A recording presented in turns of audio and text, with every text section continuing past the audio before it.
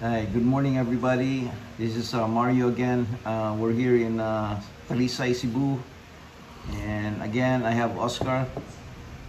Um, he's Oscar is amazing. He was telling me the story about Larry Itiong, so I decided to video it so I could share it with everybody. So this is like a living history right now. So, Oscar, can you tell me how you met Larry and how tell me about the farm worker story? Okay, yeah. The great strike of Delano in September 8th of 1965 was not a vacuum. It came from different, many strikes were already going on. Many rallies were already being talked about getting good wages and better working conditions for the farm workers, and the farmers. During that whole strike, I know that Delano is the most famous one, but even before that, there was really other ones. The one that I recalled clearly was in May of 1965. So that's September. So May is several months before September, and Larry Itliong headed a strike in Coachella, California, not too far from Delano. I've been there too. I picked fruits in all these places. Not long, but I picked fruits with them in these areas and in different areas, so that and I'm getting much of my information oral history. Kwento sa akin ng mga tao doon, and so most of this information, besides me witnessing it. When I say I witnessed it, I was there, but it doesn't mean I was conscious of what was happening. I was 21 years old. I was 19, 20 years old. I didn't have the consciousness of what a strike movement is. But I was there, and then later on, of course, it was getting into my head. I'm a writer. I was always sensitive of people's things.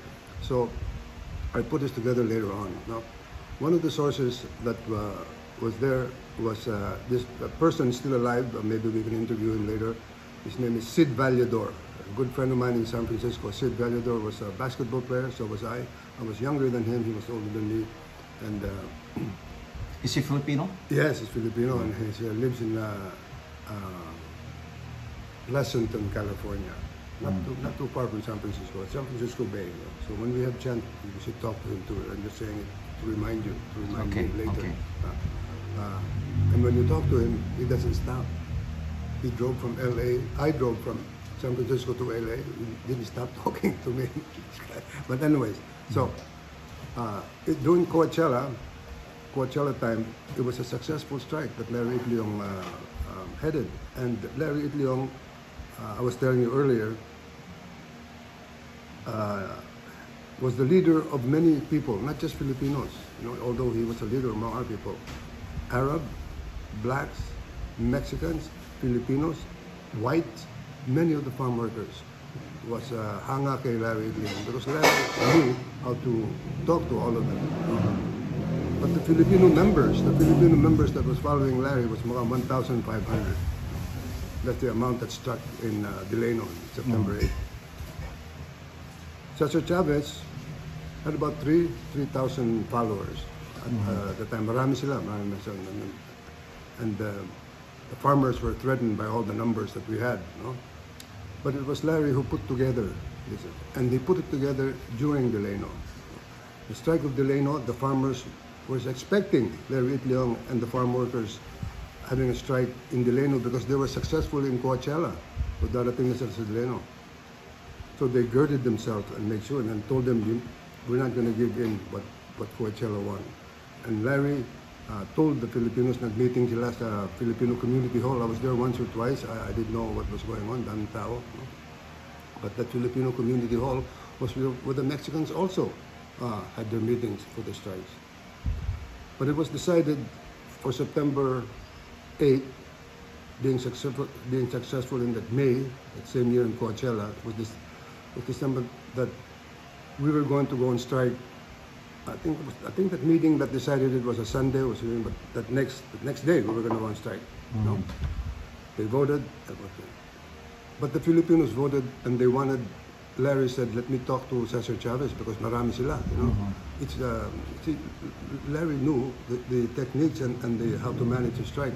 he knew that if the Filipinos went on strike alone, the farmers would hire the Mexicans and others to undercut us.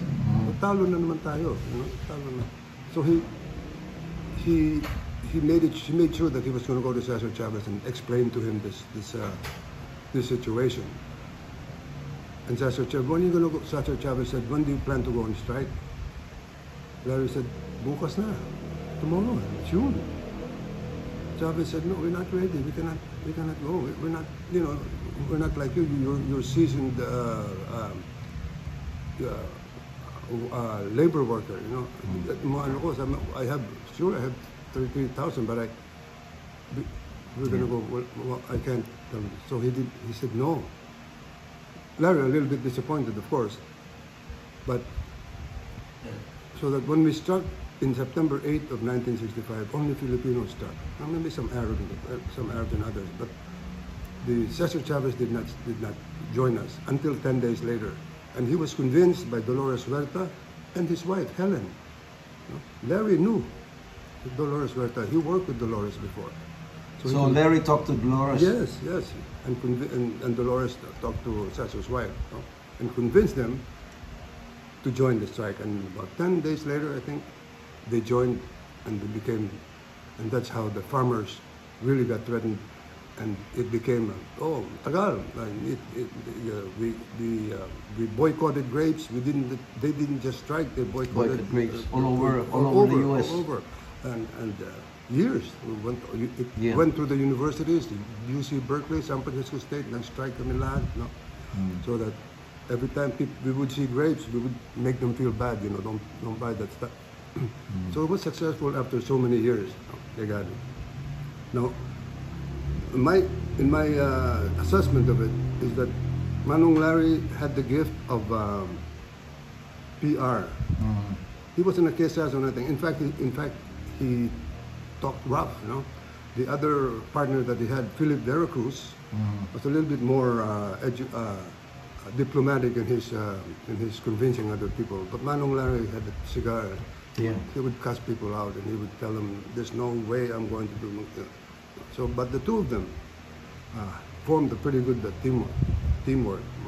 And this guy, Sid Vallador, that I told you, lived with Philip Veracruz for 2 years. Wow. While all this was happening, and wrote 2 books, maybe 3.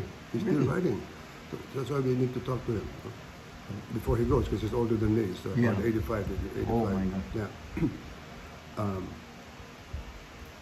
And Cesar Chavez, a good man, but he didn't have the skills, the labor skills and the experience that Manong Larry had, because the 3,000 Mexicans that were his followers were mostly all Mexicans, most of them.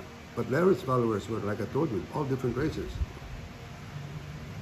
In fact, Sid Vallador was telling me, as I was telling you earlier, a couple went to the offices of the farm workers when the farm workers was already solidified.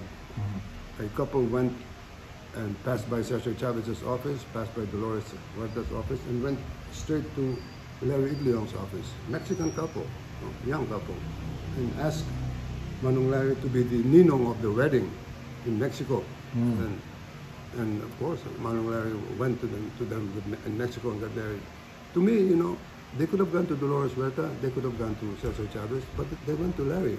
That's why that strain of leadership that Manong Larry had, that amalgamated all the different races. None of the leaders had it except him, to me. And when they joined forces, that to me was the epitome, the climax of the victory against of the big farmers being divide and conquer. Wala na silang divide and conquer because we divide. And it's not talked enough in the histories of California how different races went together to achieve that one goal. Not too many examples. Usually, mga blacks did this, mga Mexicans together. But that Delano Great Strike was, we all went together. And to me, that was a shining moment in the labor history of California. Yeah. And I think the more we talk about it and the more we find out things about it, the more we can improve our conditions even today. Today. That's probably how they came up with the name United Farm Workers. Yes, yeah, that's right. Because they united. Yes, Yeah. and like I was telling before, Manong Larry was really the only one paid by the AFL-CIO member for that whole thing. It was only a Yeah. paid position. Siya lang ang binabayaran nun. And as well, it wasn't much, but at least officially, Yeah. he was. Because they recognize him Yes, as Yeah. somebody who has got experience. yes, and gets the results guts. done. Yeah. Tama, yeah. Amazing. Yeah. What a story. And just to, at the time of the Great Delano strike, grave strike, Manong Larry was about 58, 57 years old. Philip Veracruz was about 62, 63 years old. Senior citizens now. They didn't do it for them. Yeah. They're old already. They did it for us. Cesar Chavez, 38 years old. Just a baby in the labor movement. No? Yeah. And now Cesar Chavez is very well known. Yeah, especially well, with the, to me, deservedly so, because he was the one that after that everybody sort of amalgamated into became Cesar Chavez movement. It's unfortunate that Larry Itliong was forgotten in that time, but it's not Cesar Chavez's fault that he was forgotten. It's the media and everybody else, the Robert Kennedy and all the other people. They sort of accentuated the Mexican presence. Now, people might ask, why didn't the Filipinos get into the front page of the newspaper? Why is it that nandun tayo sa likod when we were the ones that were instrumental in starting the whole thing and key and core, not taking nothing away from the Mexicans and Cesar Chavez? I thought about it and I asked people about it. Number one, I think the politicians saw the Filipinos as not much of a voting bloc. Mga Filipinos din, konti lang ang mga anak nila eh. Yeah. They were all men. Yeah. They were all The men. Sakadas were mostly men. Yeah. Hardly any. Yeah, mga anak Pinay. nila, not a lot. Yeah. Kasi bata yung mga asawa nila if they ever got married. Yeah. So the politicians didn't cater to the Filipinos' needs. They forgot them. Number two, of course, the Mexicans were already in the consciousness of the mainstream U.S. So that if you side with Mexicans, you don't need to mention the other ethnicities. That they're good guys because they went with the minorities. And the Mexicans were families. That's a voting bloc. Yeah. And I think also the politicians at the time, you have to sort of ascertain what their purpose was in making Cesar Chavez and the Mexicans, in the forefront and not the Filipinos. They were ignorant of the Filipinos. They didn't know our history. These politicians didn't know the Filipino-American War. They didn't know the Filipinos came here because the United States went to the Philippines here. That's why we're there, because they came here. Yes. People, Trump and all these people say, what are these guys doing here? Why they should go home? We should go home. They shouldn't have gone to the Philippines to begin with. Why did they come here? That's why we're going there. They took our... So that's the second thing that I think became, we got into the background.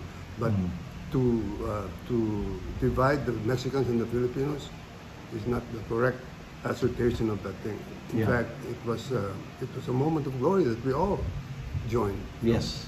If Cesar Chavez was still alive, he would never have permitted just them sila lang. He would always, Larry Itliong, he always gave credit to Manong Larry. Yeah. So I never hold anything against Cesar Chavez. But Cesar Chavez died too, died young. Yeah, he died. Larry Itliong died 3 or 4 years after that. Philip Veracruz, shortly after. But lived till he was 90. Yeah, I met Philip Veracruz in California one time. He was very old. Yeah. I was very young then. Yeah. But I didn't know the story. All I know is Philip Veracruz was like the second vice president of Yeah. US. And Larry sort of resigned as the vice president because Philip Veracruz was telling me, was that he didn't want to make a big thing out of I don't know, his disappointment. So he'd rather resign because he didn't like the way it was going. He's an experienced labor worker. Maraming nangyayari na not through Cesar's followers were just doing whatever he said, you know. One time, this Sid Valedor was telling me he was going to go to Cesar Chavez's place, and he was stopped because there was a basketball court there that said that that's for Cesar. You know, that like it was against the rule of the worker to organize and not to just have one person. But I mean, Trump, you know, things were he was getting to be idolized, and because of that, many of the first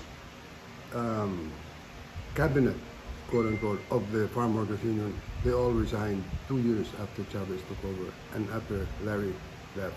His own son-in-law, yung kilala ko, He also resigned? He also resigned too. Oh, wow. His own son-in-law. But it's good to maybe we'll talk to him when we get to California. Okay. Yeah.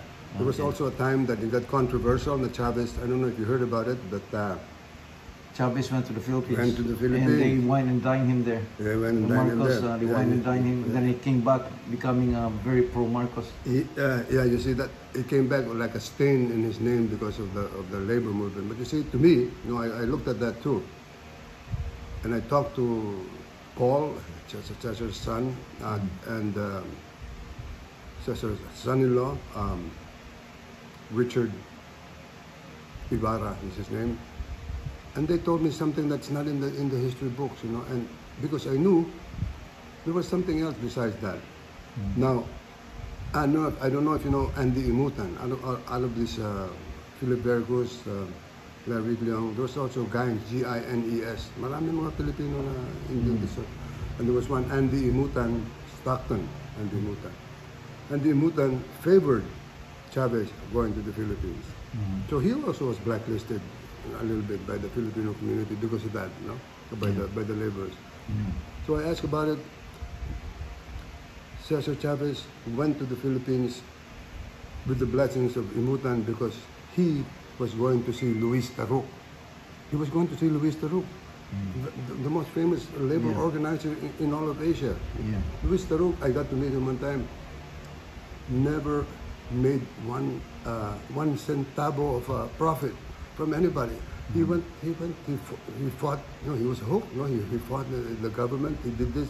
Doon lang kinain nila. He was in the jungle. He came home with no houses, no nothing. He died a pauper. But when Marcos took over, the politician that he was, he took Taruk on his side. He made Taruk go to the U.S. That's where I met him, not to the San Francisco State University. I met him. He was okay. You know.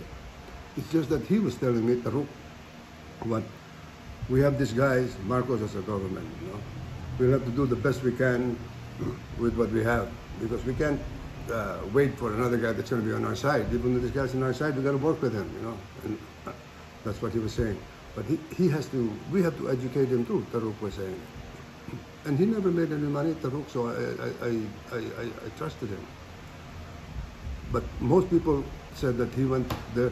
Marcos played it so that Chavez went there to see him. Hindi naman eh. Chavez didn't.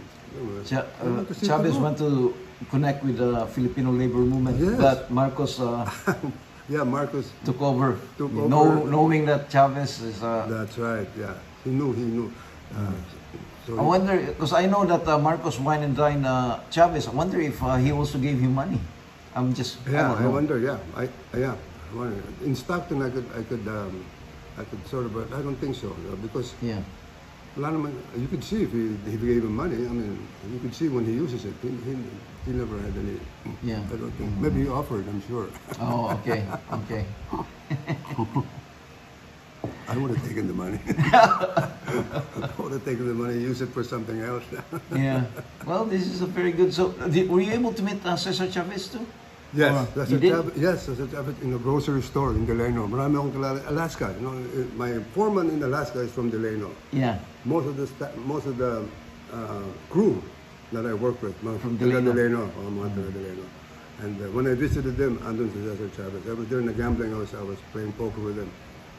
He was in the grocery store a couple of times, and his wife too. I talked to him a little bit, Helen, but Yeah. that was briefly. That's the only time I really met them. Yeah. Oh, okay. Okay. Wow, what a great story. I'm glad this living history right now. So, Oscar, thank you very much for that story. I really love it. You're welcome. You're welcome. So Glad we it's- can share this with a lot of people, Yeah. especially young Mexicans and young Filipinos who Yes. wants to learn about history. Yeah, Okay. Thank you. you're welcome.